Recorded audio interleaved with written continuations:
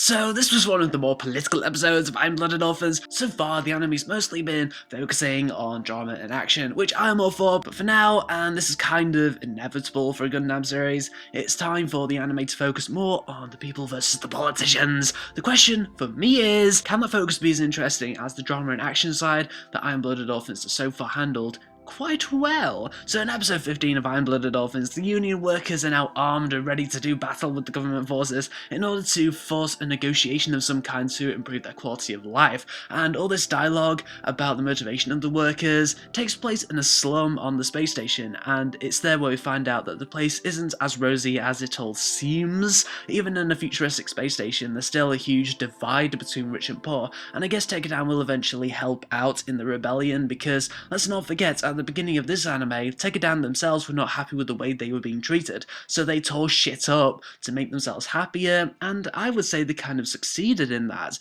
So even though Origa said no to helping out the rebels in this episode, I'm predicting Takedown will help out in some way eventually. I guess they kind of have to do something about the government. The government are still trying to capture Cordelia. She'll probably get captured now that she just stupidly ran off alone into the public after finding out from who seems to be the main villain of the series, with his long grey hair and golden mask, that Fumatan is a traitor, and the bad guy reminds me a little of the blonde guy with the mask on from Gundam The Origin. Could there be some kind of relation between those two? Meanwhile, Biscuit and Atra gets captured by Biscuit's brother, and we get some melodrama involving Atra getting beaten up and Biscuit and his brother shouting at each other. I guess it's kind of understandable why Biscuit's brother is doing what he's doing. Apparently he's doing this to protect people, but ultimately I think he went a little too far and maybe he could have gone down a less violent route. Then of course Mecha, being the reliable badass soldier that he is, fucks up the house and saves Biscuit and Atra.